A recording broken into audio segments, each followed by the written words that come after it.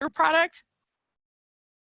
Now it's being recorded. Yay, now it's being recorded. So if you've ever wondered how to get that cool little logo on the product that you've written and that you've published, did you know that once your product is approved, Goodman Games will actually provide you with the official license and the logo for free? So our goal today is to answer your questions, any questions that you've ever had about how to get started, how to publish, maybe some roadblocks you've hit along the way if you're an experienced publisher. But we're taking questions actually live from our attendees. So if you look at the bottom of your screen, there's actually a Q&A tab where you can submit your questions. And please check that your display name matches your badge name so that we know who's asking the question. I also wanted to give a big shout out to Susan Murph. She's the one who's going to be moderating the questions in the chat. This panel will probably last about 90 minutes. Hopefully it'll help you in your own publishing process. And to answer your questions, we're really lucky to have some of the best in third-party publishing with us today. So who we have is Nick Barron, who just joined us. Yay! Mike Evans. Hey, Nick, can we get a quick audio check on you? Hello. Hello. Thank you. Thanks for coming to the panel. We are super excited to have Mike Evans. We have John Marr. Oh, yeah, there's Mike Evans. Yes. And John Marr. And then we also have Stephen Newton. We have Jonathan Snodgrass. We have Trevor Stamper, Reverend Dak Ultimak, and John Wilson. So thanks again, you guys, for sharing your experiences today. Let's get started. The first question that I have for all of you is, what do you enjoy the most about being a publisher, and or what is something that you've struggled with or learned from your experience? I'm going to go around to you. If everybody wants to mute, I can just go around and call on you one by one. And we're actually going to start, if you're ready, Nick, we can get started with Nick Barron. So Nick actually has a live Kickstarter going on right now for his new adventure, The Precipice of Corruption. So if you're looking for a new DCC adventure, you can definitely go check that out. Nick Barron is a 25-year veteran of self-publishing in the DIY punk scene, and currently from Breaker Press Games and Rabid Dog Zine. So Nick, what is one of your favorite things or something that you struggled with or learned from in your experience? Can you hear me, Nick? We lost him. No, he said no, I can't. Nick, you're muted. Sorry, I couldn't hear anything you just said. All right, well, I'll keep it real easy. I gave your introduction. I am super excited about your Kickstarter, The Precipice of Corruption, that you have going on right now. And the first question that I'm just asking everybody is, what is something that you enjoy about being a third-party publisher or a publisher in general? And what's something that you've struggled with, or you can answer one or both parts, something that you've learned from your experience? Okay.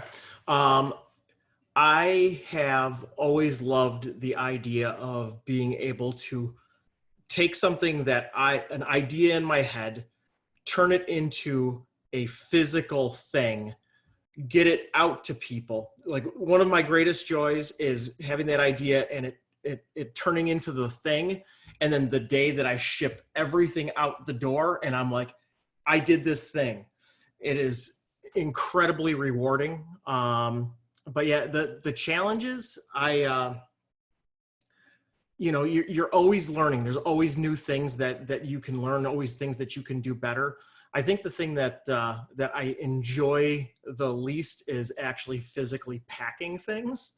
But yeah, it's always exciting to just go through the process and build on it each time. It's like, you do a cut and paste zine, and then you put out, in my case, my first record, and then put out, an LP, a full length record, and then so on and so forth, and just building until, you get to the point where you're putting out box sets or, what have you.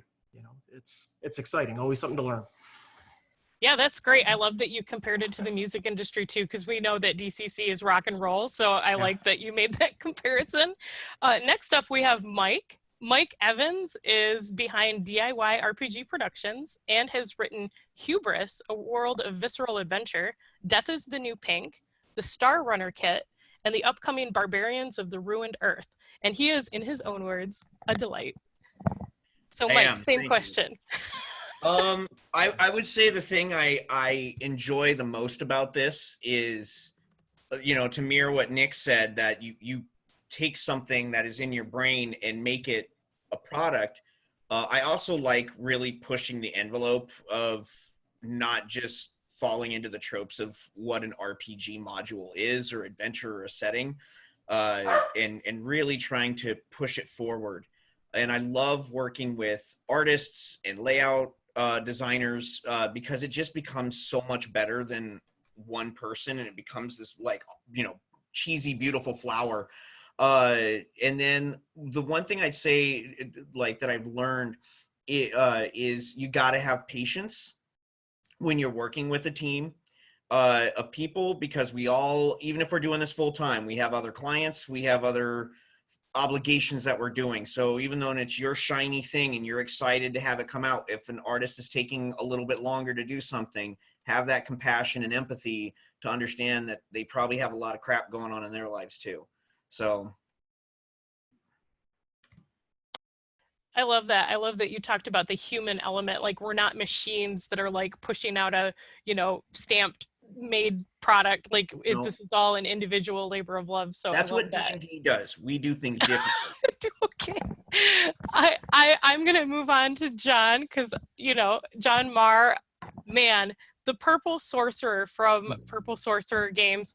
I've been using the Crawler's Companion app since I was brand new baby in DCC, but he's been involved from the early days of Dungeon Crawl Classics, both writing and publishing popular adventures, and creating tools and generators to help streamline preparation for judges and ease play at the table for everyone. So, John, same question. I agree completely with what Mike is saying. It's that the process, because I really think the creative process is just beneficial for everyone. It's almost a sacred thing. It's like when you allow yourself to create things. But then I would say probably my favorite thing and the most challenging thing is the concept of releasing stuff. And I know that we're talking with a lot of the people who probably they haven't released things yet. That's really the key, because it's the scariest moment and it's the happiest moment together of when you actually push something out the door. And for the longest time, I've been, talking with people online about encouraging them to create and to do things. And, because there's a lot of critics out there, but the critical kind of people have basically never, ever released anything. Because if you look at this group of people, everyone is very supportive. Everyone is really trying to help people. The people the people that you're in your mind, you creators might worry about, that's not really the voices you need to listen to, because all the people who've actually gone through the process of creating, because it's like giving birth, you're taking something that's just completely within you, and then you're putting it out there, that, it's very, very scary. That you're going to take something that's really important to you and someone's going to say something, but you just can't worry about that.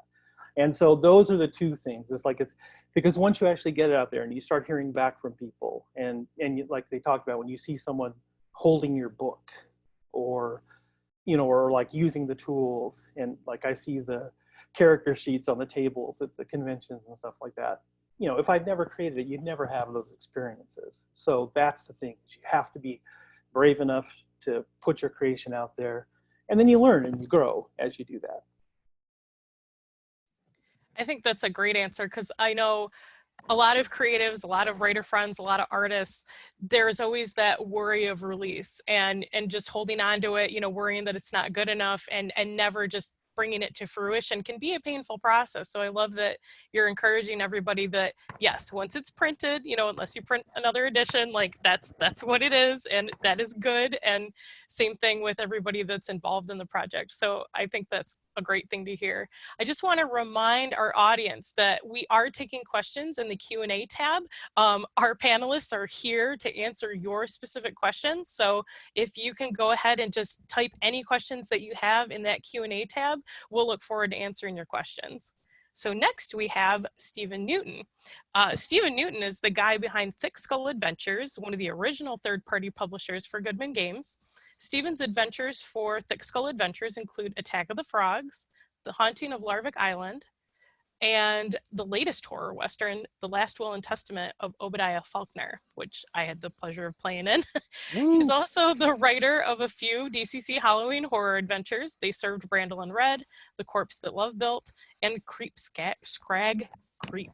He also co-hosts his horror podcast, Black Ink Red Film. Steven, same question.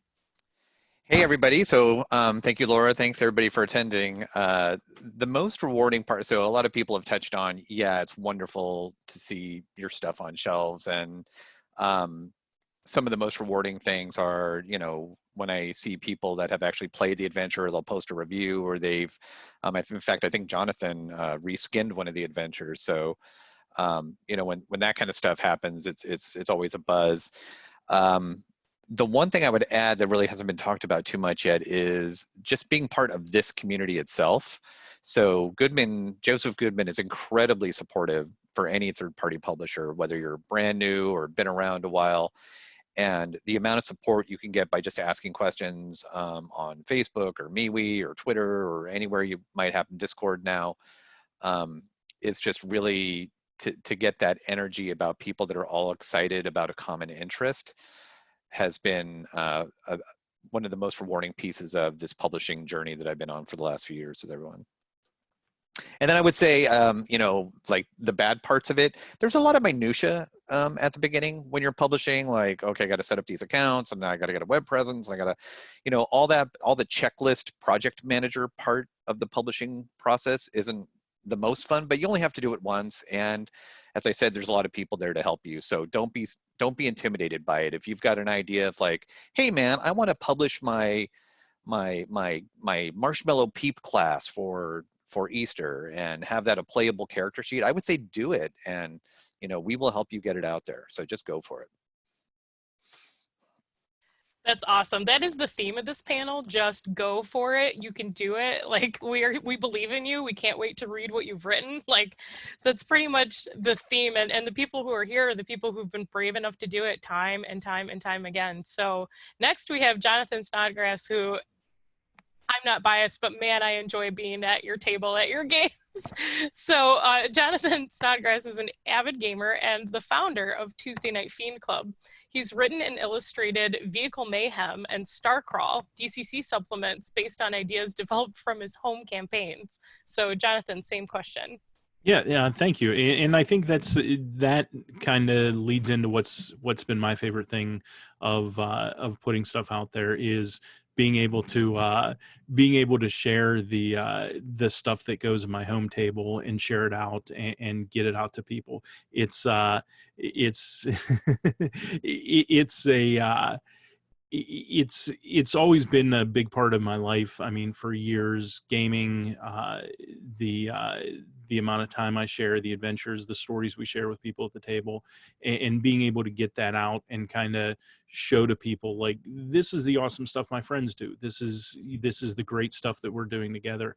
And that's been a really good experience. And I mean, as Steven said, I mean, the community is incredible. I mean, there's so many people that I've become friends with from seeing them at GaryCon, doing demos of games. I mean, and so many people just from the people I know in the community. I mean, I'm part of the Pittsburgh community, which I think is an incredible place to be a DCC fan. I think everybody here knows Mike Bolam, one of the big personalities in the community. And I mean, that's the guy that introduced me to DCC. I mean, he's at my home table. We play at Mike's house and he's like, hey, let's try this game out. And it's become incredible for all of us. As far as what I don't like, I'm slow and lazy with writing, especially, and it's finishing anything is a nightmare. I've got right now, I think I've got like 6 things that I've started. It's like, this is an awesome idea. I want to do this. I want to do a supplement on this world that's nothing but crystals. Let's go. And it's like, okay, cool. I've got some tables. I've got some stuff. All right, now I've got to write all this. Oh, Jesus, what a pain in the ass. And it's, you know, that's probably the hardest thing of it. But it's, you know, once it is together, it gets back to that awesome part of like, oh, this is so cool. I've got something in my hands that I actually did. And I mean, it's from from being in high school and writing up adventures and making character sheets and photocopy them, and at school when I could get away with it, you know, that kind of stuff of being able to have anything and share. It's just led up to this point. It's like, oh, like 30 years after I started playing, I'm finally able to put stuff out and have my name on something. That's pretty awesome. And that's, you know, looking down and seeing Dak flashing Vehicle Mayhem. I'm like, oh shit, he's got Vehicle Mayhem. You know, that's really cool moment. And, you know, like I said, meeting people in the community and sharing it's awesome. It's a really good experience. And I mean, it's getting to be here on a panel with so many people that I really admire in the community. I mean, I've read, played, and run Steven's Adventures. That's unbelievable. Purple Sorcerer, the website there. Holy crap. I mean, that's like the pillar of the community for anybody wanting to do it themselves or just run games. I mean, this is a really awesome experience. And it's, it's all been a great ride. I'd say if you can, jump on the roller coaster. Yes, join us. I'm really, really glad that you brought up as painful as it can be sometimes, the reward is so great, and you get to do it with your friend, you know, do it with your friends along the way, or make some new ones, or, you know, sit at the same table as your heroes. Like, it's a pretty awesome experience. And yeah, just being validated by seeing the people whose work you admire your work, that is just a positive feedback loop that is just really beneficial to writers and artists and creatives. So thank you for saying that. I am super excited. Next is Trevor. Trevor Stamper, in his own words, is an almost old grognard who has spent the past 30 years tinkering with role-playing game rule sets and dreaming of publishing them. With retirement in the long view mirror, he has decided to do just that and started putting his money where his mouth has been so he can finally focus on his passions and get rid of the niggling things that hinder him daily. So Trevor, welcome, and same question. Well, thank you. So, I mean, I have to agree with everybody. I think Jonathan summed up a lot of the things that make you know, independent publishing possible for me. To me, it's a love of, well, it's a love of making things, right? I mean, originally, just making things is why I wanted to do this. And I spent years taking pieces of paper and writing down notes and using them at the game table with my friends and stuff. But what I really like is that iterative process of getting into a word processor, editing through it, you know, with a group of friends who are willing to take that time as well and jointly build something. It's those little serendipitous moments where your good buddy says, "This is awesome, but if we take this little thing and do this, it could be even cooler," right? And then you've got it in perpetuity right there on your desk, and you can play with it. I love, you know, meeting people who have looked at the stuff we've written and everything, and getting to talk to them and hear them say, "Hey, we're using that. That was really cool," and that's really great as well. But nothing really compares to just having, you know, being able to sit at my own gaming table and pull out a set of tables that I need that I wrote and work with them and have them work, right? And so that's really it. There's a lot of self-gratification in that. Things I don't like. I am not a super detail person. So like accounting details and things like this, not my strong suit. And so, you know, if you're going to do this, find somebody who likes doing that. And I've got friends who are like, yeah, numbers, that's awesome, right? And so those are people you want on your team. And realizing, I think, that while you can do this all by yourself, and several people here have done it primarily on their own, I get a huge amount of enjoyment out of the team effort, you know, of having a group of people and a common goal and working together on it and iteratively improving something until you're like, that's perfect, let's print it. I like the printing process. I'm always, you can't see the rest of my room, I'm in my library, but there's 75 linear feet of gaming products on the wall over here. And, you know, there's a reason why I write gaming material, because it's a lot of, you know, it's my passion. But the other thing is it's a great release from daily life, from work. I like my job, don't get me wrong, but this is a nice thing to do as an alternative. And at the end of the day, you know, you can let your creativity out, and I think it's a great kind of pressure release. Yeah, and we definitely need that now. So I'm really glad that you brought that up. I also like that you talked about, you know, when you know you're good at it and you want to run with your strengths, you know, you can run as far as you can run with your strengths, but don't be afraid to bring people in if you have areas that you don't enjoy, you want to delegate to somebody else, you might feel like it's something you need to grow in. Like that's great advice to be able to make it a group effort if need be. But yeah, we've seen people, you know, they'll go as far as they can run. And so just know that you're supported if you're doing it solo or if you decide to do it with a team. So we all need that release right now. So thanks for creating things so that we can escape. Absolutely. Thank you to everybody for creating things. Absolutely. This whole, everybody. And there's a lot of creators in the audience too. So keep doing what you're doing. Next, we have Reverend Dag Ultimak. He is the creator and publisher of the Crawl fanzine. I mean, talk about like OG. If you haven't looked at Crawl fanzine, like go find it. He's also an editor over at Goodman Games. So if, you know, you ever appreciate how well those books are put together, you can thank Dak for that. Dak, same question. Hi. All right. The big thing is to make something and share it. That's what it's really about. And if you're passionate about it, and especially if you make things that isn't already out there and it's something that you need, someone else is going to need it too. And so if you make that thing and you share it, someone will appreciate it. And that alone, it should be enough. And it is enough. It's super satisfying to be able to do something like that. Spend hours and hours until the middle of the night, and then a week later, 2 weeks later, you have it printed and you're sharing it. It's just, there's nothing more satisfying, honestly. And I think one of the biggest hurdles is ironically the thing I went to school for, and that's layout. There's always new tools. New tools come out every 18 months. And so you have to kind of either choose to learn it or stick with the old thing that you're going to have problems with later. And there's also new old things that are kind of new again, like in the zine scene, it's rhizo printing, for example. That's kind of gotten trendy again. And that's been around since the 70s for sure. But yeah, it's I keep it simple. Just make things you want, and you'll find somebody that is interested in also, for sure.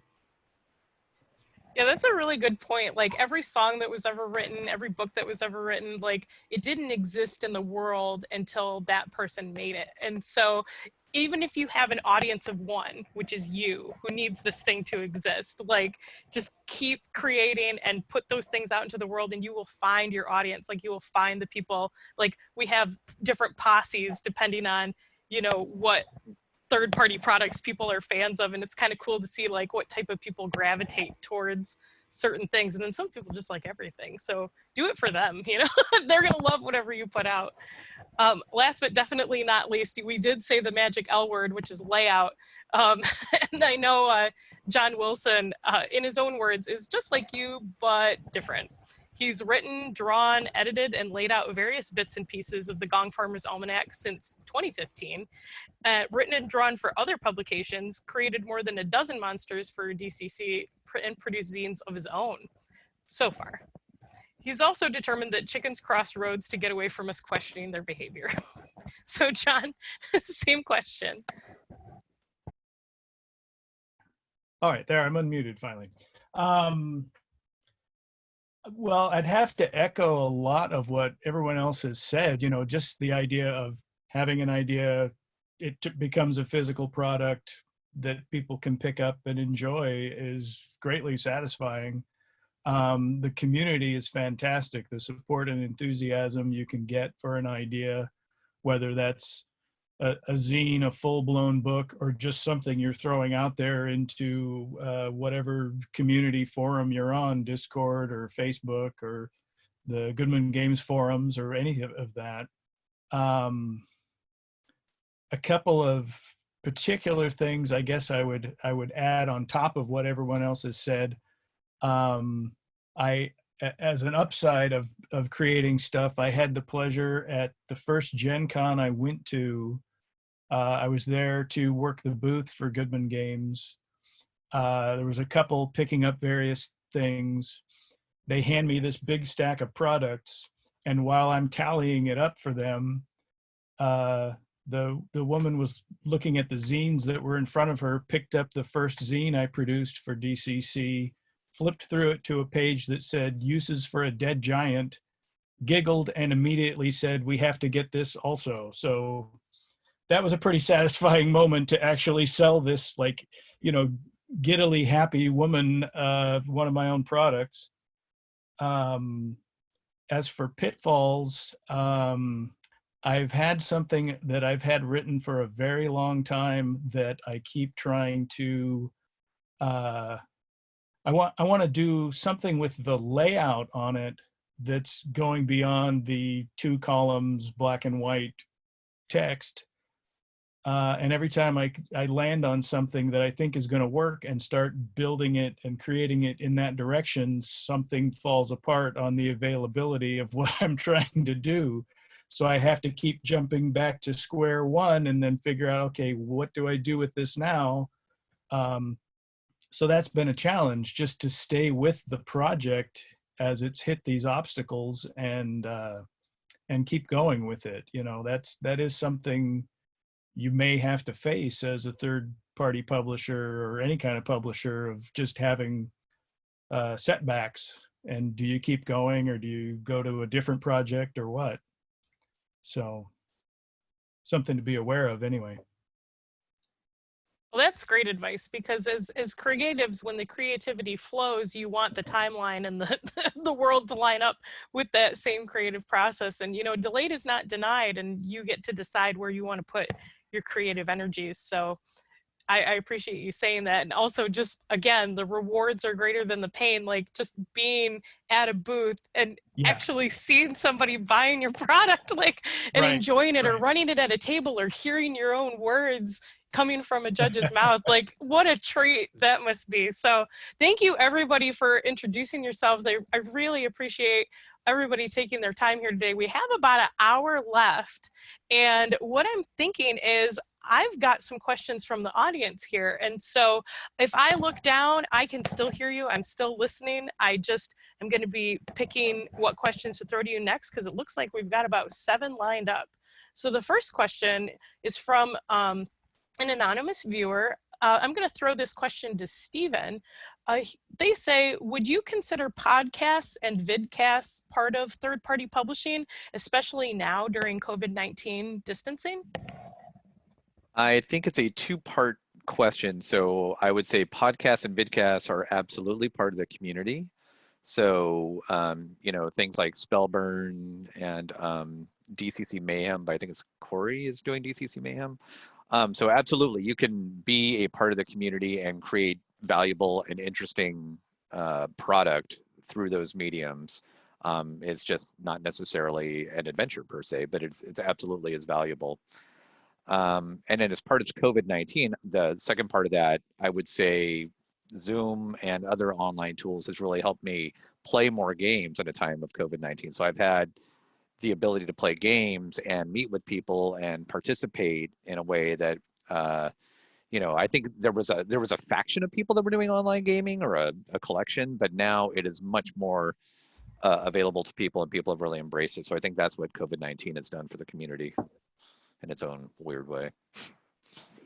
Yeah, absolutely. I see that John Marr has something to add to that. Yeah, it's like, one thing about it's, especially if you're going to be selling things, it's really important, I think, if you come out of nowhere and no one knows you, you haven't been a part of like the discussion, and it was much easier back in the days of Google Plus, because that's where all of us were. I know we're spread out a little bit more now.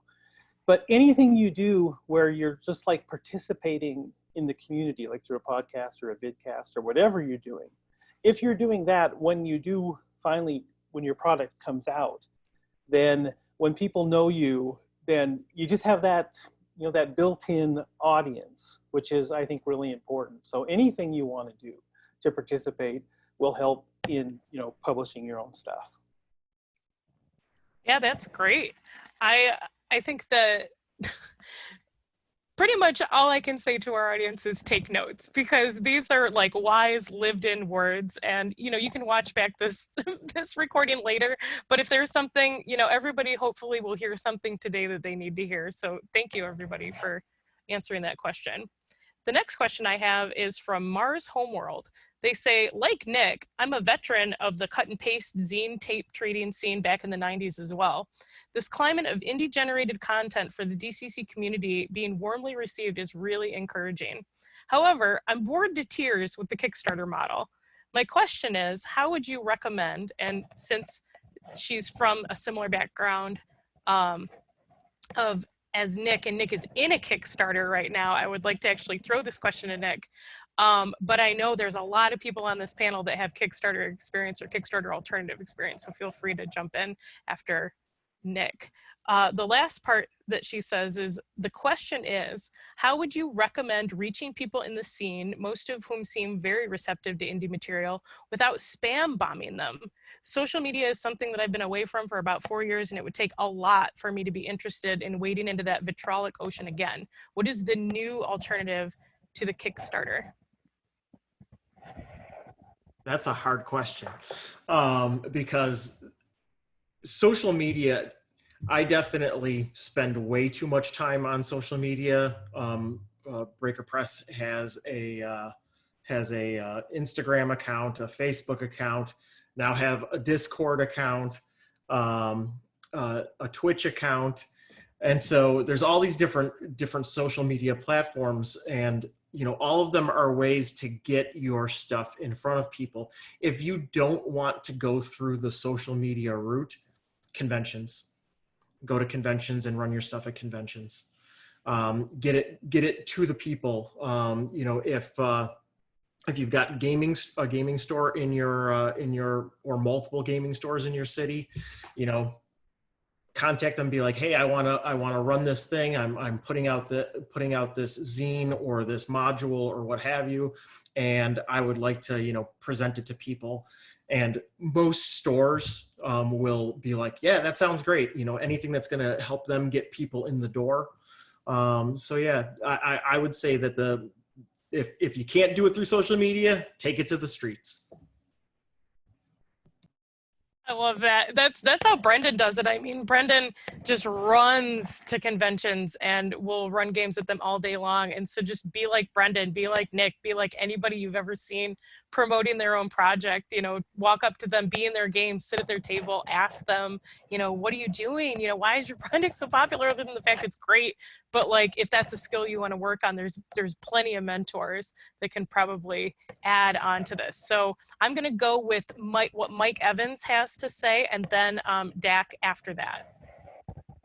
I agree with Nick about that being your alternate method. I mean, I have a Twitter account and I hate Twitter, so I don't really use it. I have MeWe, which is a ghost town, Facebook, Discord, and you get fatigue because you're trying to engage your audience, or your community, and they're all dispersed, and they all have different passions and different avenues that they want to go.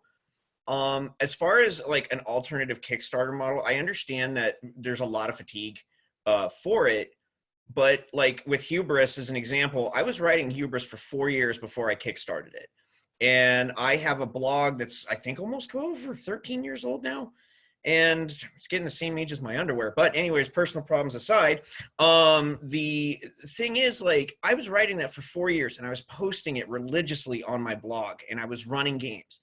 So when I launched that Kickstarter, which was $4,000, and it was all just for art and to pay Alex Mayo for layout, the text was done, I didn't have $4,000 to put into that book. It's a 400-page book. And so Barbarians of the Ruined Earth, the book that's coming out right now, was $6,000 just for art. I have not seen a penny of that, and it took me 3 years to write Barbarians. So if you have the liquid capital, that's why you don't need Kickstarter. But if you don't have that means to funnel money into it, you're going to have to rely on something like that. I'm not trying to sound egotistical now, but like I do have enough liquid capital from sales from DIY that I could invest in to making my own books without needing to fall on a Kickstarter. But then you also have to look at like, okay, I sink $6,000 into this product. It's going to take me, 150 to 200 sales to just break even. And that for independent publishers is a huge risk.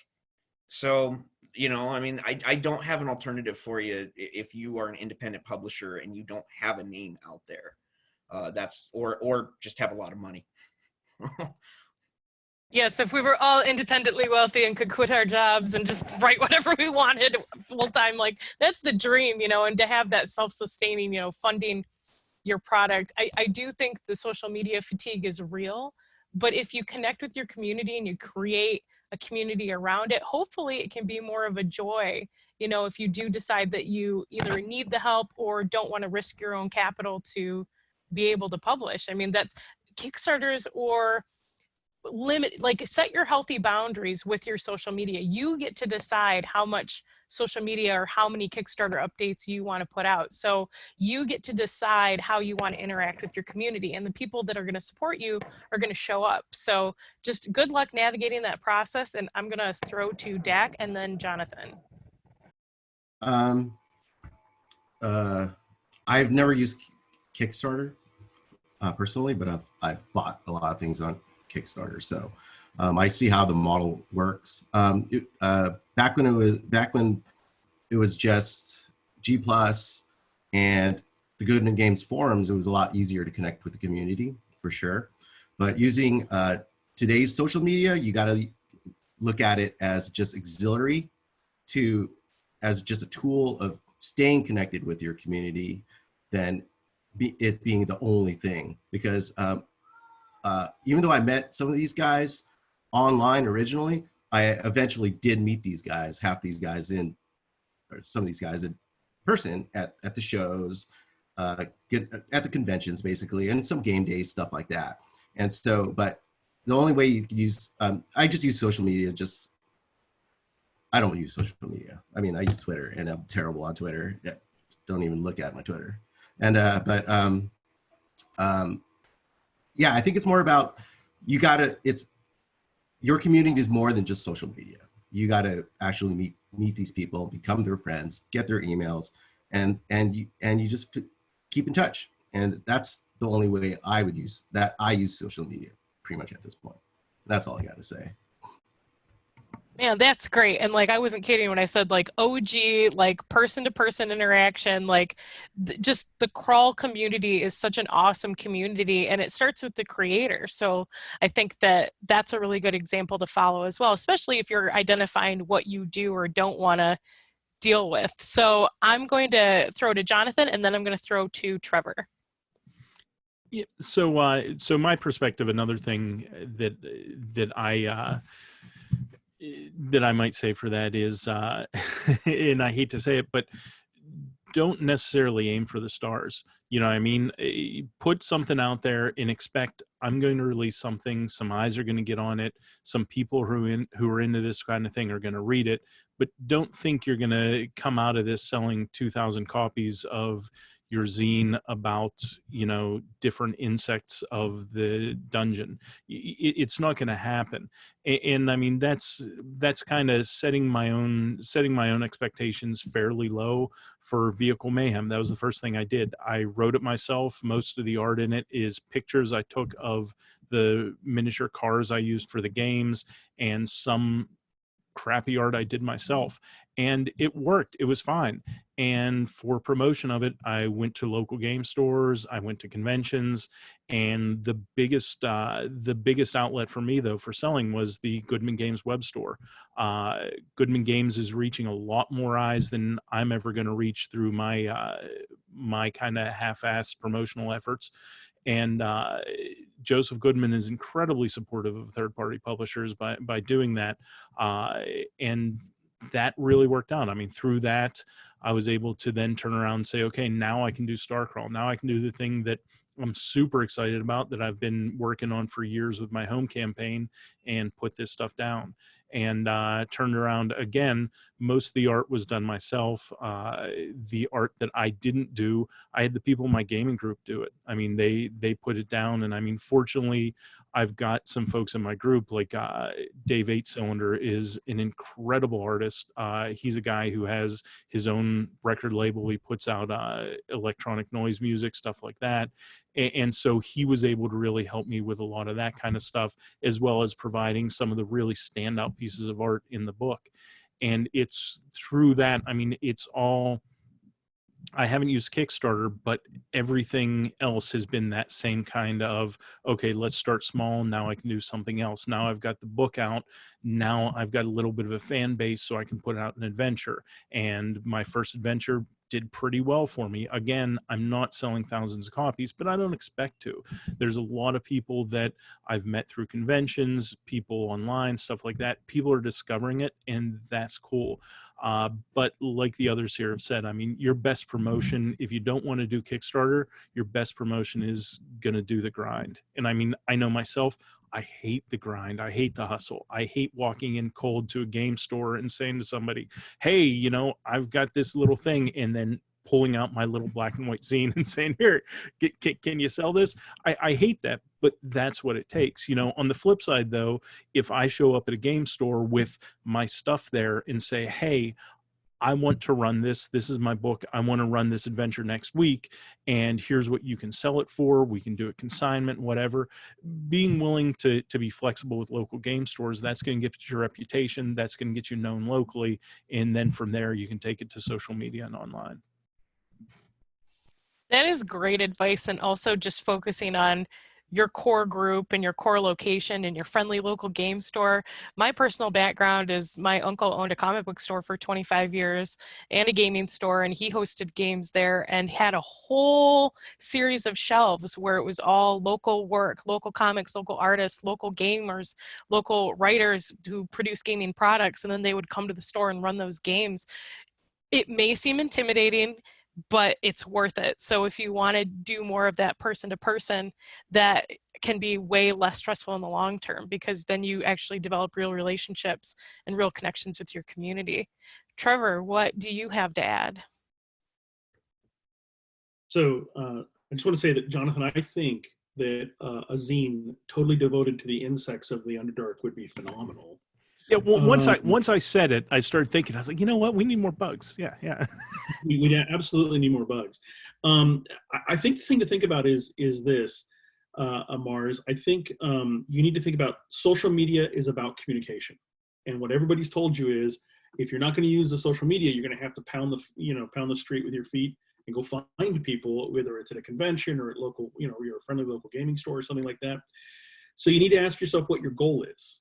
Right? And if your goal is to get a lot of attention and get other people to pay for the product you want to make, then Kickstarter provides an avenue for that, right? It provides something that other social media platforms like Facebook and Twitter and Discord and everything don't have, which is incredible focus.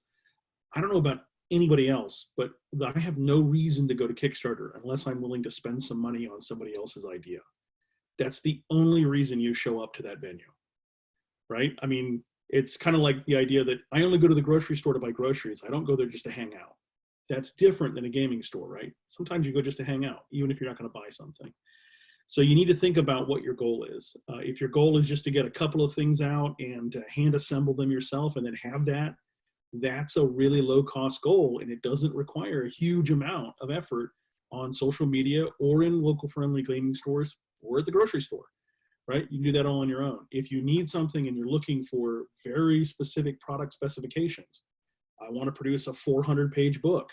I want to produce something on a very specific type of paper, or I want to do something that's going to cost me a lot of money, and you don't have that money, then you've got to look at other things. And for me, the huge benefit of Kickstarter is that it's intense, it's focused, and then it's done, right? In terms of my daily attention to funding and fundraising, there's usually about a 21-day window, 30-day window, whatever it is, and then I can go back to my regular work schedule of working on my product, and then I've only got to periodically go out there, versus saturating your life with all the time being on social media, which is a different, you're trading intensity for, the long burn.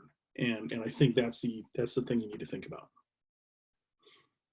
And everybody listening probably has different goals and different, achievements that they'd like to make in their writing and, publication career. So I think that's really truly going to inform the concept of hanging out at the grocery store right now, especially in these times, just made me laugh a little bit on the inside.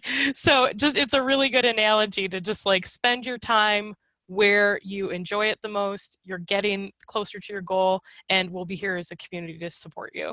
So thank you, Marr's Homeworld, for that question. We really appreciate that.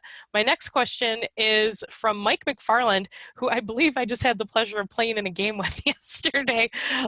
This question is for John Wilson. Not specifically, but John, I'm going to throw it to you because I feel like you would have a good answer for this. At what point in the creation process do you submit to Goodman Games for approval? Do you send in a pitch or wait until the project is finished? You definitely don't start by sending in just a pitch like I did the first time and then got a message back from Joseph saying, I'm going to need to see something. You want a more or less finished product. You want something that's completely written. You want at least some of the art or other elements in place so he can see where you're going with things. Because the whole process is reviewing the product that you want the license for. So he needs to see the product that you want to put the logo on. So yeah, you need a finished or nearly finished item for that. Yeah, that's a really great answer because a lot of people don't know when to kind of sound the alarm that they're working on something. So Right. I'm going to ask Dak what he has to add, and then Mike Evans after that. I was one of the first guys with Steven also. And I submitted a complete product. I was working on that zine for almost a year. And it actually falls back to something everybody who helped. That first zine was made by me and my group. And that's how that first zine was put together. The art was done by players in my group, and the Dander, can't even remember his name, was created by one of the, yeah, he was one of, he that was created by one of my players. So, and he drew the cover, and he's actually a pretty well-renowned special effects artist for, he was working for DreamWorks and now he's working for Weta. And you can't tell by looking at the way he drew that guy. But I think Joseph, you can ask, if you have an idea and you're not sure, I think it's okay to ask Joseph, but don't expect a reply anytime soon. But the more along, definitely the more completed the product is, the more likely you'll get his attention, and he could give you a direction, whether he'll give you some advice or something like that. He helps the third party publishers so much, and there's no one like Joseph when it comes to this stuff, for sure. There's no one. I mean, look at, he sells our products on his website. That's insane. It is a really rare thing. I mean, we are very lucky to have such a supportive publisher that created this community. And I think that through line of support really shows from front to back end of everything. So Mike, you had your hand up, but then you took it down. Was that from the last question? Don't have anything to add? No, I do. Sorry. Oh, you do? Great. Go ahead. Yeah, with like everyone else just said, I handed in a complete version of Hubris, which was terrifying because it's a very big book. And if Joseph said no, I don't know. And you know, like I know I have Harley Stroh to thank for that, because Harley, I'm sure, went to Joseph and said, there's some terrible stuff in this book, but you need to publish this. So yeah, Joseph was very excited. You know, I had some of the art already done before the Kickstarter, and I had an idea for the layout, so I was able to discuss that with him. But yeah, the product was done. You know, if you're like 3/4 of the way done, I think that would also be fine. But he's also going to want to be like, well, when are you looking to timeline this? So if you're like, oh, it's 3/4 and it's going to take me another couple of years, I'll be like, okay, yeah, I'll talk to you in a couple of years, whatever. But so. Yeah, and I'm just going to add one more comment as it relates to this. But generally speaking, I think Joseph has been really generous with providing the license. And the only times that I've even seen him like give me guidance on like, well, I mean, he'll give editorial guidance. Have you thought about adding this type of thing, you know, like to Meek's story. But in terms of like approving or denying has been, well, you can't have that genital mutilation scene. But other than that, it's okay. And also there was a time when there was a product coming out that was very similar to a first party product that he was going to release. So, and then he said, if you're going to do something like that, I would stagger the timing. So I see John Marr with his hand raised. John? Just real quick, it's like it's this distinction between, you know, Goodman Games is not publishing our stuff. They're, you know, we're operating under a license that we're able, and then he promotes it. And so it's not, you know, again, it's not like the model like you're pitching at all. It's that, you know, you got your thing, and then you give it to him, and he decides from there. But I do want to just like say with everybody that like all of my communications from Joseph and Harley from very early on, that they are really, really supportive, really, really supportive guys. And I've said before, it's like when I first created the first version of the zero level party generator, you know, I was really scared when I sent in the link, because this was, you know, early on during the beta days.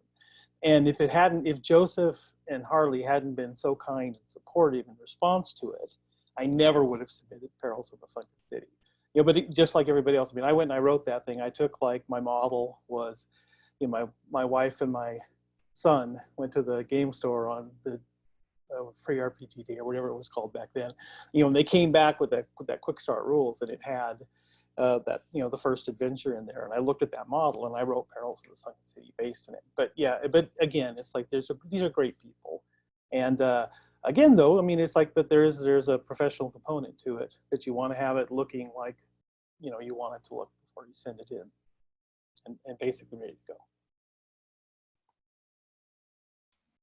I love that. If nobody else has anything to add, I do have a quick question for Jonathan Snodgrass, probably John Marr as well, and anybody else who wants to jump in, is how do you come up with your logos?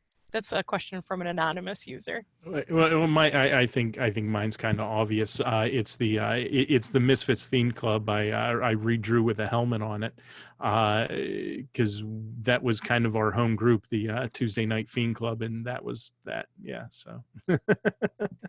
That's awesome, John. Yeah, and I think you just want something that just kind of represents you. It's like, I know that my stuff, you know, especially early on, it has my kind of goofy sense of humor. And so the Purple Sorcerer kind of looked that way. And I actually had a funny story. At one point, someone sent and said, you know, your logo is pretty unprofessional looking, this goofy.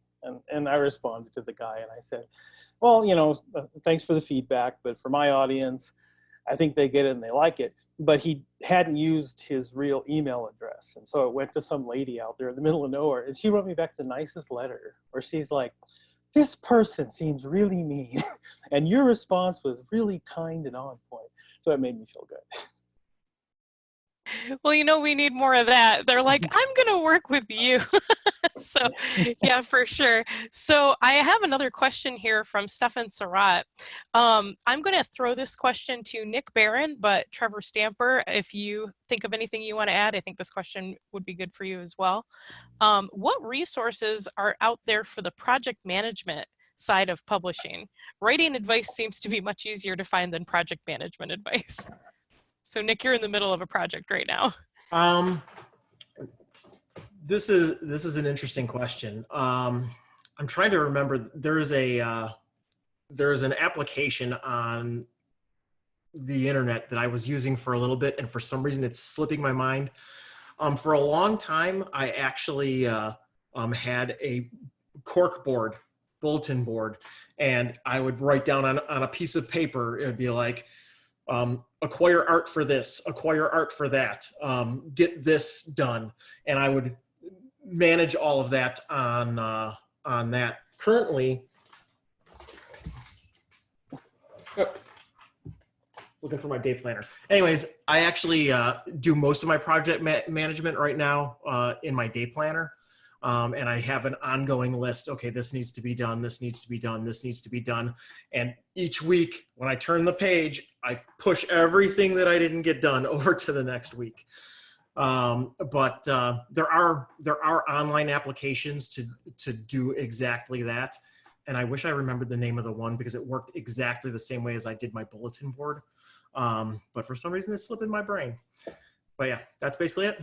Is it Trello, like a Kanban board? That's the one. I love Trello. Oh my gosh, you guys, Google Trello. It's literally like it has movable things that you can just move down the line of your project. And I also wanted to open this up after we hear from Trevor, if John Wilson has anything to add, because he's worked all the way down the line of the production process. So Trevor, what are your thoughts? So I have two methods that I use for project management. The first is simply a legal notepad where I keep detailed notes. For instance, you guys can't see this, but it's got 3 issues of the zine outlined by article there. And I keep notes on who I'm going to have as the artist, where we are in the editing process and things like that. But even that's hard to manage.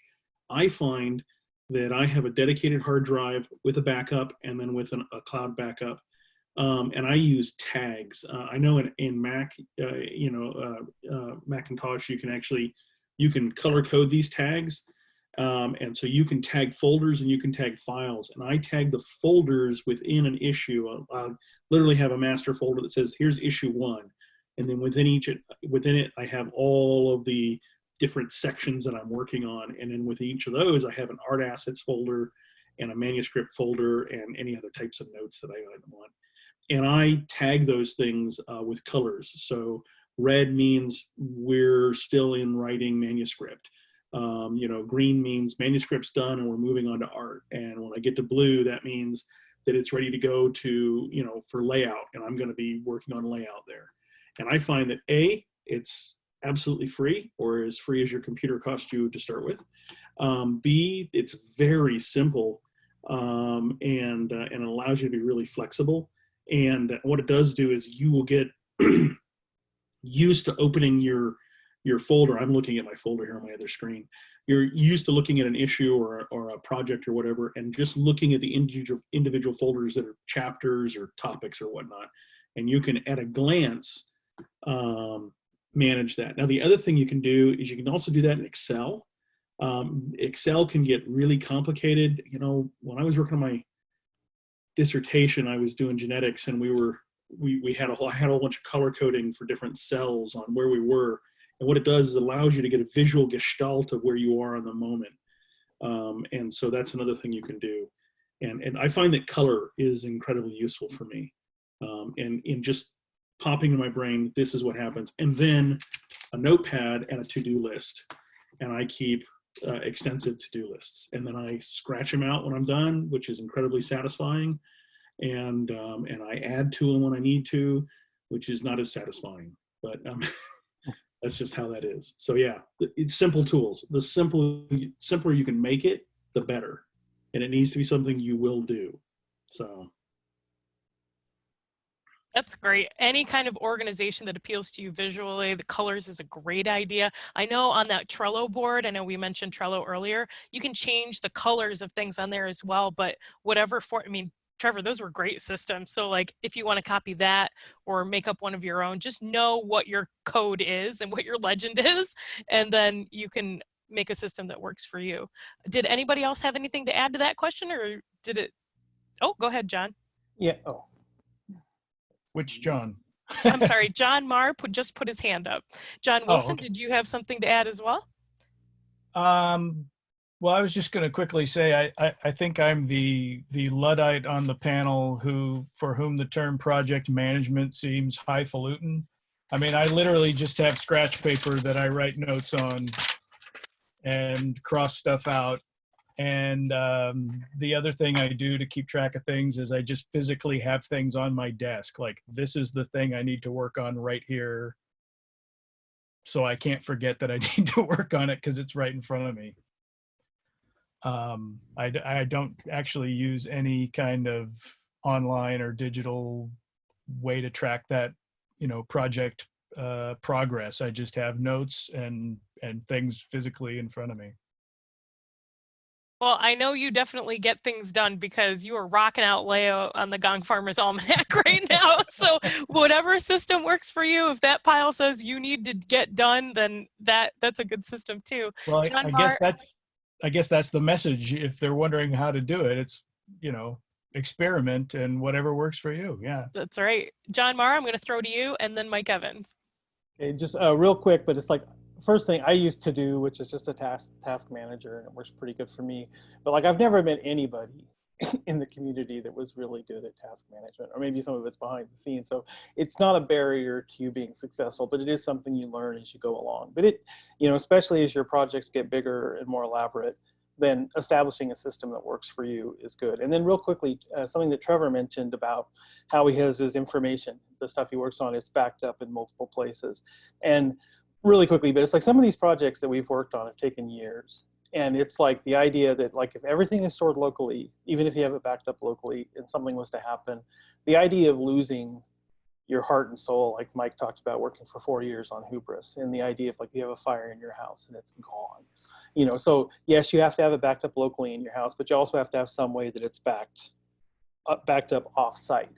Because I mean, that would be the absolute worst thing that could happen to any of us if we'd had some type of fire in our house or something, and you'd lose something that is just irreplaceable. So real quick, I just wanted to point that out.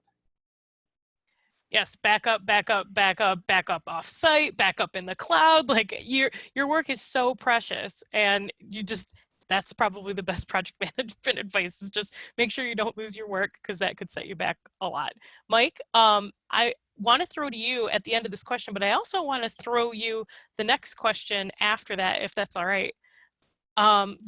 Once you're done answering the tail end of this question, I'll give you the next question. Yeah, sure. So I use, kind of mirroring everyone else here, I don't do a lot of project management stuff. It's all in my head, just the way it works for me. I'm able to track everything that way. I do break down my books and my projects by a section, if that, makes sense. So I'll have a territory, or I'll have the bestiary, or I'll have charts and tables. And I save all those. I use Microsoft Office 365. So again, it's all on the cloud now, so I can access it anywhere. And I just work on like that one document at a time. And like right now with what I'm working on, I have my document open, I'm doing this, and I have my other document on another monitor. And so as I'm thinking of monsters or enemies, I just throw the notes on there, and I know to flesh those out later. But until I get that one document done, I don't move on to the next thing. And that helps me not get scatterbrained or feeling like you're being pulled too apart. Like some people, they get, oh my God, I'm working on monsters on this, and that's here. And I just focus on that one thing, get it done, and then I'll move to the next thing. And that really keeps it concise for me, without feeling overwhelmed. That's great, because when you're dealing with the project from start to finish, you're like, I have to do all of these things. It's like, no, just focus on one thing and you'll get there. So we talked earlier, and Mike, this is one of the reasons I'm throwing this question to you, about how don't be afraid to ask for help or delegate the things that, if you're not doing this start to finish. So the question from Dennis Stanley, I'm going to throw to you, and then Trevor or anybody else may have things to add to this as well. Trevor's response made me wonder, as a creative that loves writing, drawing, and creating stories, worlds, and adventures, how do you deal with collaborations? Creation and art has always been a personal journey outlet for me. Is this a problem that others have? I had one time where I was in the early stages of collaborating with somebody. I had pitched an idea on my blog, and they said, hey, this seems like fun. Would you like to work together? And I'm like, okay. And we kind of started, and I'm trying not to be rude here, but every idea was like not a good idea. And so then you have to be like, well, yeah, that's cool, but no. And you have to be not afraid to say those things, especially like if you are a company and you're trying to build something. Like, You release one crap product or it's obviously a cash grab, it's not going to fly with people. So you have to, when you collaborate, you have to have those boundaries, and you have to talk to that person. Are they an equal within the project, or are you commissioning them to write that project? Like when I commission authors, I pay them 50% of everything I make after you know, I recoup any loss on manufacturing or whatnot. And I try to be very aggressive and equal on that, because we're all in this together. But when I do that, I have that expectation, like, okay, it's going to be done by this point. Okay. You know, and we have that conversation. And again, like I said earlier, if life comes up, I understand that. We just be open with me. Don't ghost me, you know, with that collaboration. Be honest. Say, my life sucks right now. I'm out of butter and I don't know what to do. And we can all work on that. But I do like collaborating with people. I think one of the most exciting things that just happened for me recently is with Barbarians of the Ruined Earth. I created heroes like inspired by Thundar the Barbarian. So, but I wanted them to be central to the entire book. And I got to watch every artist create a different version of these characters. And it was really cool to get to see how each artist interpreted those characters and seeing their little flares they did. And that was a very fun collaboration to be a part of in that. And I just let them go with it, you know, so that was very cool. Awesome. Trevor, do you have anything to add? I do. I think Mike pointed out a really important thing there, and that's that communication is the most important thing in collaboration. And so if you haven't, and you need to ask yourself internally, am I a person who wants to collaborate? And if you really aren't, you need to be honest about that and say, you know, if someone comes to you with an idea, say, I think that's a great idea, but I'm just not in a space to work with that. I think collaboration can be incredibly rewarding. And, but again, you need to set those boundaries. They're absolutely essential, and be honest about what the payoff is for both parties involved, right? When we started working on Tales from the Smoking Worm, I spent probably about 2 or 3 months where my friends would come over who were willing to work with me on it, the people who wanted to collaborate, and we'd sit on my porch and we would hash through concepts and ideas and relationships for this thing. Now, we've known each other for decades, and yet this is a different type of enterprise, and it was important to hash out who was going to have the bottom say, who is going to make a decision when everybody is at odds with each other. So that collaborative process can have stress. Those stressors can be wonderfully helpful in boosting a project to the next level, but they can also be incredibly destructive, and you need to understand that. You know, you can lose friends over it, or you can work through it, and you need to be able to understand what the outcomes are going to be. So it's, you know, it's stressful. So we've talked about the importance of the group, the importance of having support. We have about 20 minutes left. So what I'm going to do now is I have my 2 final questions, and I kind of wanted to go around and give everybody a chance to answer as we wrap this up. There are so many questions here that we didn't have a chance to get to today. I would recommend 2 things. One, I don't know if we're going to be able to do another panel like this. That's awesome if we get the chance to, but our communities, our online communities and our forums and the Goodman Games forums, post your question there. If you didn't get your question answered today, or you still have more questions that came up, just post them to the community at large, and you might get a 35 answer thread with people who want to help you with your question. So I know that having another panel like this would be amazing, because you guys have been great. Like, I appreciate all your answers. So these are 2 separate questions, but I'm going to read them both to you, and then I'll just call on you one by one, and we'll just go around in the order on my screen. So Marcy was talking about, you know, you've all been talking about different aspects of publishing. What were the hidden challenges that you didn't expect that we might not be expecting either? And then the last question that I'm going to ask from Anonymous is, they say, for the total noob, after I've written my excellent adventure and play tested, what is the next step to move forward? So something that maybe you didn't expect that they should look out for, or what is the next step forward? And I'm going to start with Dak, and then I'm going to go around my screen, and everybody will get a chance to answer. Okay. I'm trying to pull up the question on my list here so I could read it and answer it. Which one is it? What was the first question? I think it's been removed from the list. Okay, I found it. Okay. Marcy's question here. Okay, yeah. I think everybody knows when you first get into publishing their own thing, that you're right off the bat, you're going to know what you can do or can't do, or you might not discover it until you first start dabbling into desktop publishing, for example.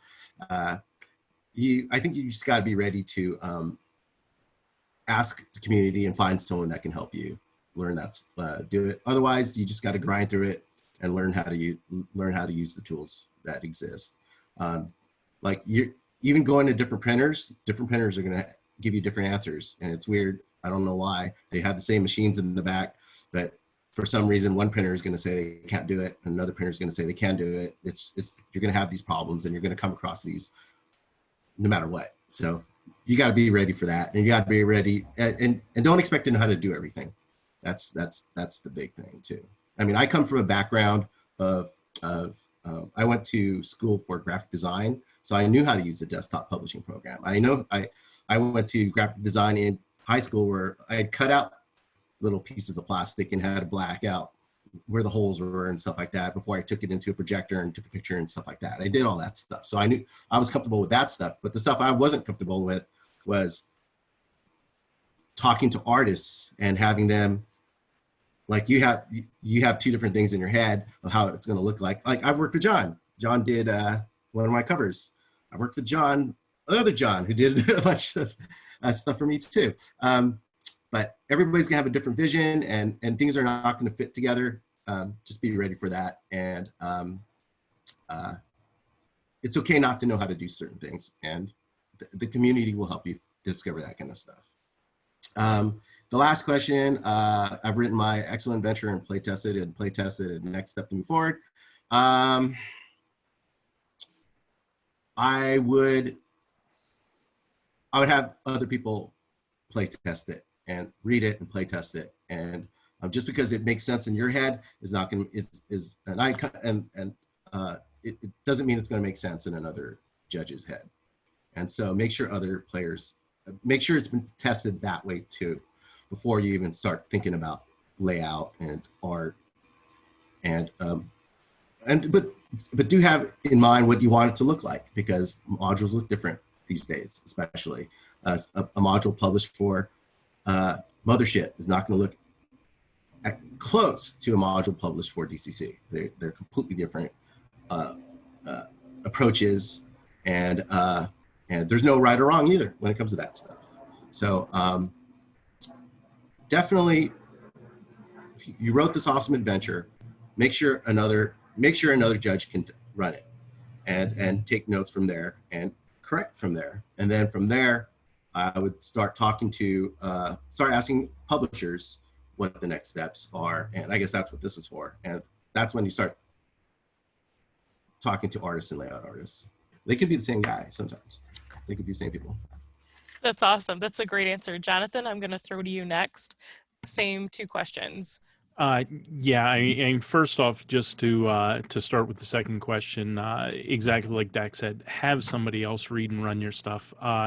It's so many things. I mean, like I said, I'm very fortunate to have in my home group multiple good game masters and people who I can hand to directly. But I mean, find other people. If you put a post on like the Facebook groups or any of those kind of things, I guarantee you'll find people who are interested in running and play testing stuff for you. It's, it's something that's cool. It's fun. And I think the other thing is too, rerun your own things several times with different groups.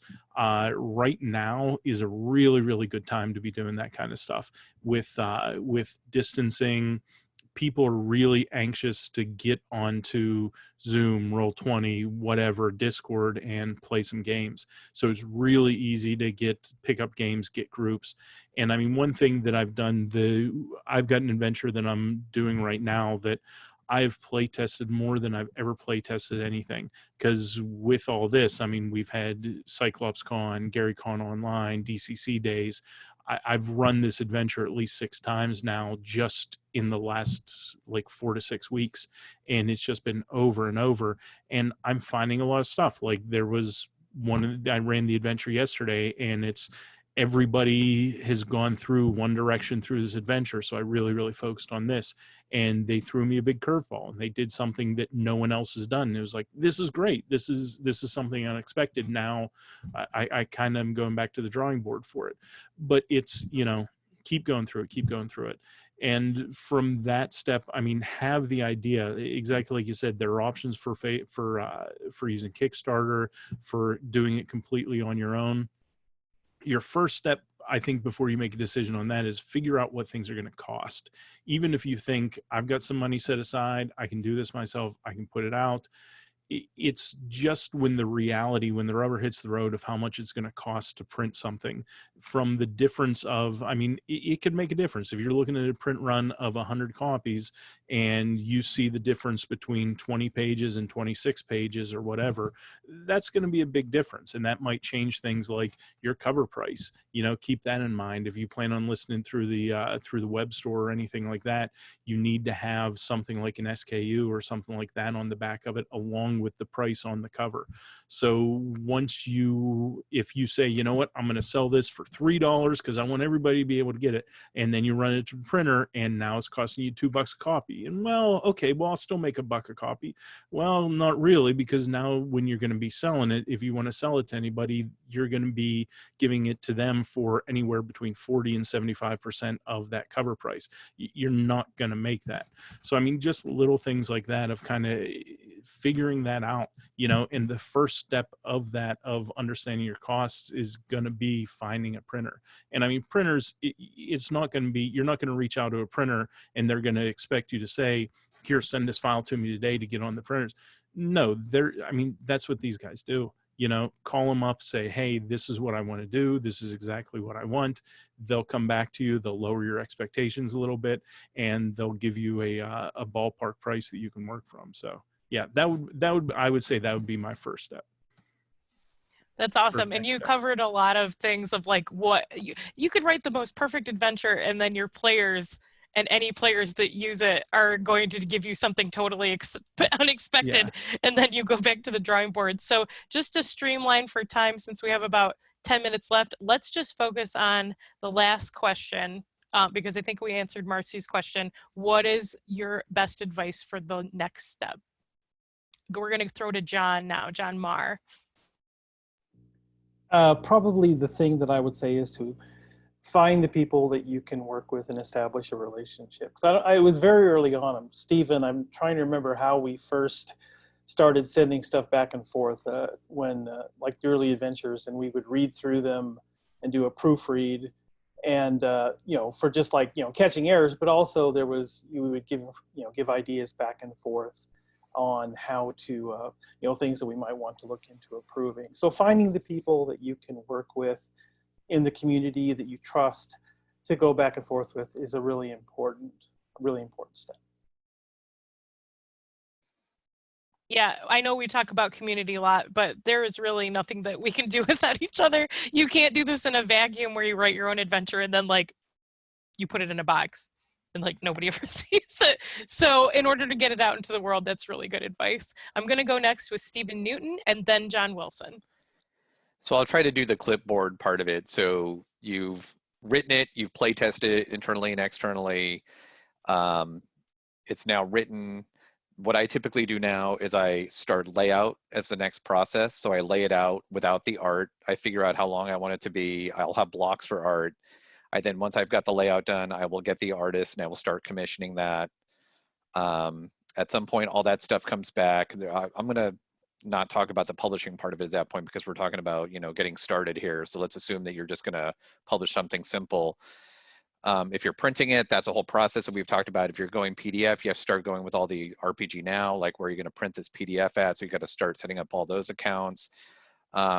A part of this, you are now going to ask for your license. You're compatible with DCC, MCC license. So you will fill out that paperwork as an email to Joseph Goodman. You'll send him the copies of what it's going to look like. And then, you know, you release to the wild and celebrate and drink your whiskey or smoothie or whatever it is you celebrate with.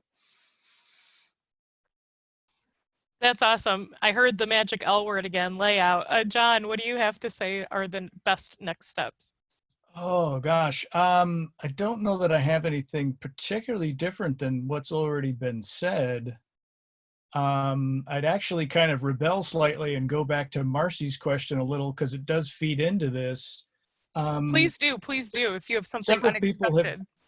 Several people have said, you know, you want to start looking for people that can do art and people that can do layout and those kinds of things. And to go back to Marcy's question about hidden challenges, sometimes just communicating what you want with the person so they can produce the thing that's going to fit together with what you want is the hidden challenge. I mean, you might think it's obvious that, well, I want an illustration of a monster that is doing this, or I want an article about that.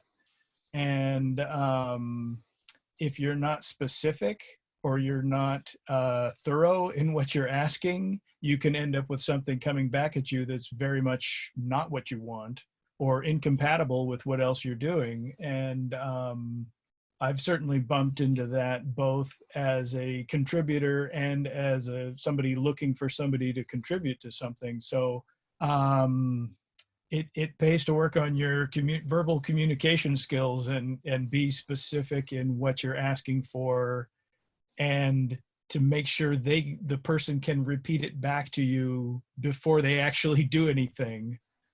I did have one case where I was questioning somebody about, would they be interested in doing a piece of art that fit these parameters? And the next thing I knew, they were sending me a completed piece of art, even though I hadn't given them a format or a size or anything like that. They're just sending me a piece of art. And it's like, well, you know, I'm in an awkward position of like, well, do I accept this or, you know, throw their work away or what? You know, it was kind of awkward, but, you know, I made it work. But yeah, just communication is important. I gotta jump back in one, otherwise I'll be skinned alive. The important piece I missed in there is my editor, Jen Brinkman. So in between, she is just as important in Thick Skull as any of the artists and whatnot. So get your editor, and Jen's mine, and she's fabulous. So sorry about that. No, don't ever apologize for adding your advice. Like, this is what we're here for. So that was great, John. Thank you, Stephen. Shout out to all the editors and artists and layout people out there. We love you. I'm going to go to Trevor, either question or both, then Mike, then Nick, and then we're going to wrap up. So I guess looking at the anonymous question, you know, you got your excellent adventure and it's play tested and play tested. Next step for me would be to take a step back and think of all the modules that I've run that other people have written, whether they're true professionals in the field and that's what they do day in, day out, or this is their side gig, and look across the field and then make a list of the things I don't like about published modules. I'm not talking about the things I hate about the tropes we use and things like that. I'm thinking in terms of layout. What are the things that when you open a book and you're working with it that you're like, gosh, this is making me smash my head into the wall because I can't wrap my mind around this? And I'd make a list of those things that that really annoy you, and then I would not do those.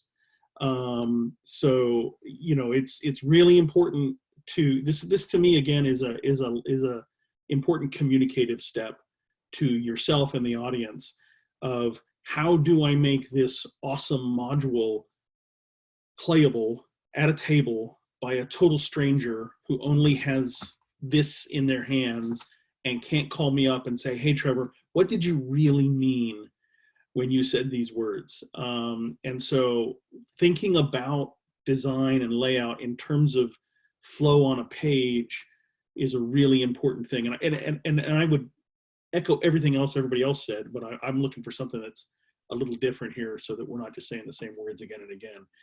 To me, that's a critical step. When we've been doing zines with Tales from Smoking Worm, but we're working on an actual module right now, and that's exactly what I just spent like 3 hours yesterday with my team doing, was saying, what do we hate? You know, what things make us pull our hair out when we're in the middle of a game table and we got 7 people in front of us, and how can we fix those problems? How can we make the product better because of that? So use your experience on the things that don't go well for you at the table when you're using someone else's product to make your product better. And think about it now before you've committed to art, before you've committed to publication, because you're going to need to know that for when you go talk to your printer. I need these things, right? Those are important skills.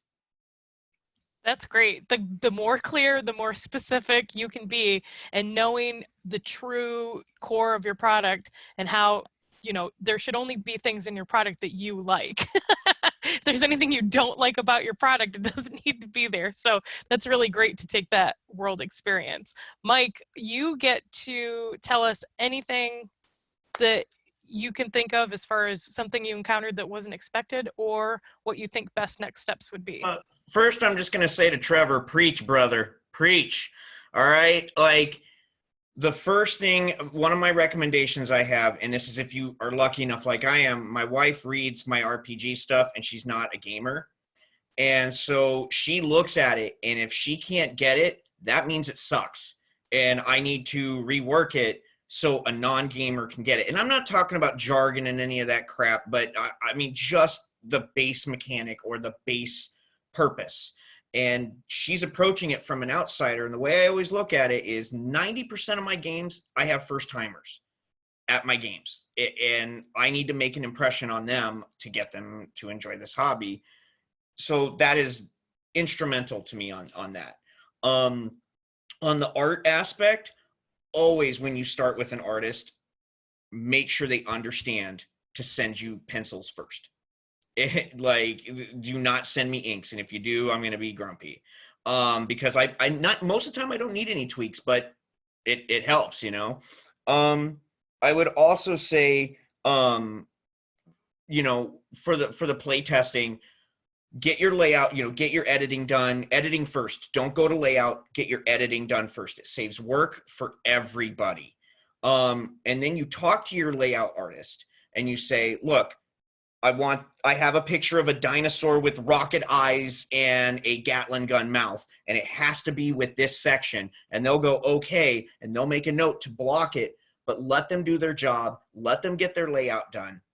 And then you see where your blocks are for your art, determined by that white space. And then that's where you have a conversation to maybe tweak some of the pages, to do a 2-page spread or whatever. Have that conversation, but understand that layout artist, you're going to save them a lot of headache and a lot of heartache by letting them do the layout first and then go to art. That's great advice. I see a lot of people nodding. So Nick, we started with you. I'd like to remind everybody in the audience, if you weren't here at the beginning, that Nick actually has a live Kickstarter right now for The Precipice of Corruption. So definitely go check that out. And Nick, take us home with any advice you have to give about the unexpected or the best next steps. So first I want to rewind quite a bit back to the comment about people not hanging out at the grocery store. As a former front-end manager at a grocery store, people definitely hang out at the grocery store. Just want to get that out there.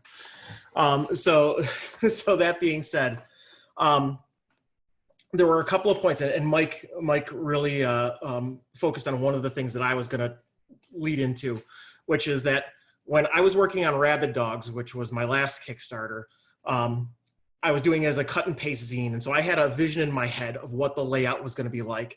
And I started commissioning art. And so then the pandemic happened, and I wasn't able to hang out at the copy shop to cut and paste my zine. And so I had to give the project over to my friend who's a graphic designer. And he starts doing the graphic design, and there were pieces of art that did not fit into his layout. And that goes perfectly with what other people have said, this idea of having the layout done first without any art, and then getting the art. but now that we're talking about art, this is something that we didn't get into some minutia of, and that has to do with the challenges as well. When you're working with freelance artists, they're going to vanish on you. That's a challenge. You're going to be, everything's going great. You're like, oh, this pencil came out fantastic. I can't wait for this. And then a week goes by, 2 weeks go by, 3 weeks go by, and then you're like, hey, what happened? And then they take 2 weeks to respond, and then you're like, hey. And so understand that the art is going to take a lot longer than you imagine, because there's going to be people that are going to disappear because they've got their own life issues to deal with. Most people that are freelance artists are doing it, as a side gig. So keep that in mind. But also with the process of finding that art, when you're trying to find somebody to work with, looking at their at Instagrams or DeviantArt or things like that, that is where you're going to have a fantastic ability to look at somebody's portfolio and find artists that you like. And then you'll be able to reach out to them through direct messaging and be like, hey, I'd like to do this. What are your rates like? Because that's the other thing, is that there are huge differences in how much art is going to cost, depending on whether you're going with somebody who's well established versus somebody that's just trying to get in the game. So those are some extra points that I wanted to throw in there. But yeah, definitely get your editing, your layout, and then get your art. But have an idea in your mind. And when you communicate with those artists, that's my one last thing. When you communicate with those artists, have references as far as hey, I want it to have like an angle like this.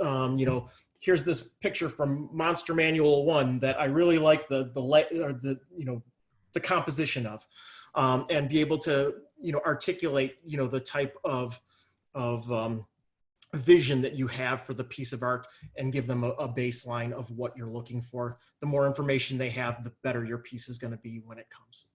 Can I just jump in real quick on Nick's thing right there? Of course. The last thing I'll say is I've been working with Matt Hildebrand quite a bit, and dude is phenomenal on art. He kills it. And one of the things that I've been doing with him is he'll do the blocking, and then he gives me the measurements within that block, and there's arrows and whatnot. And then I just take a screen capture of that and I send it to the artist. And I'm like, here is your space. Because especially if you're getting into weird shapes like L's or diagonals or whatever, and the artist has in their brain what you're talking about, and then they hand you something and it's way off shape. And now you're looking at a weird space fitting in something that doesn't work. And then there's a lot of tweaking. So to Nick's point, give them as much info as you possibly can.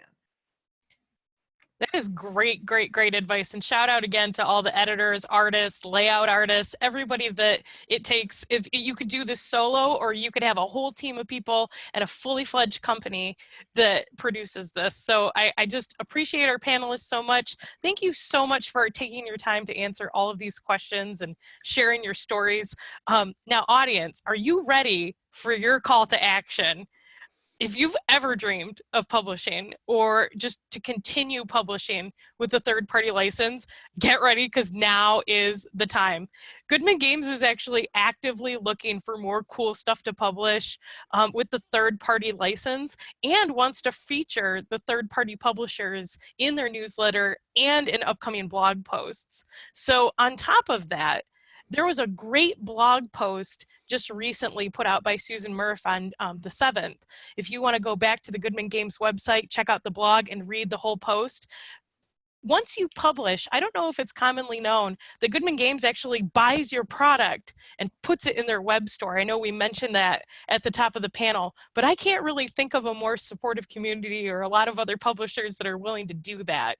So all you have to do is write cool stuff, make cool things, and basically submit it.